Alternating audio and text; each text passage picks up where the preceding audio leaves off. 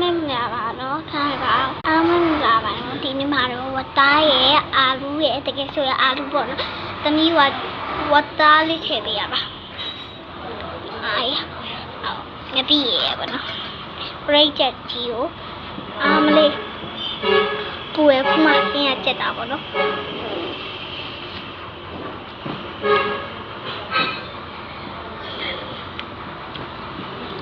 ဒီတုံးကျွေးမယ်ခုနကြိုက်ထားတဲ့တုံးပါနော်ပူရ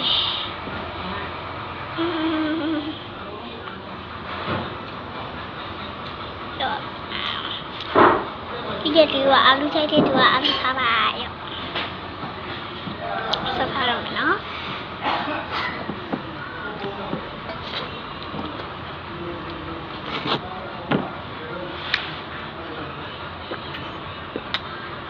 နမလေးနဲ့ခဲစောဝိုင်းလေးလောက်ခဲကမလေးလေးရေခဲပြကြအောင်နော်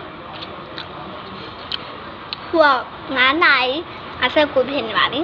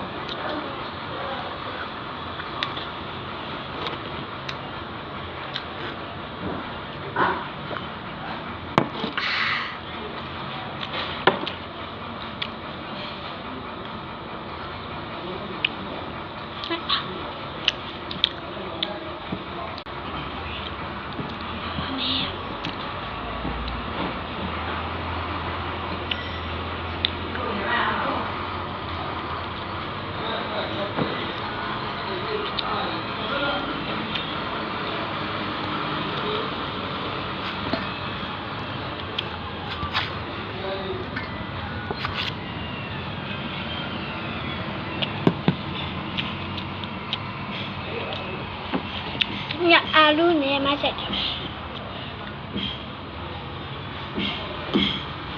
မကြမ်းမဆိုလို့နော်ပြောရမယ်နမလေးနဲ့ခဲဆုံးလိုက်လေးလုပ်ခဲကမလေးရေးကြကြအောင်နော်ပြည့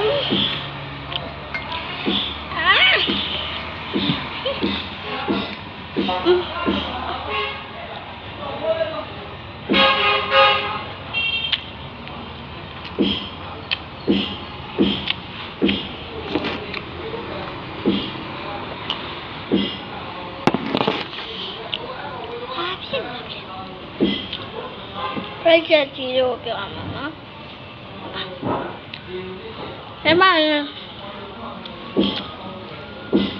နမလေးနဲ့ခဲစက်ပိုင်လေးလုပ်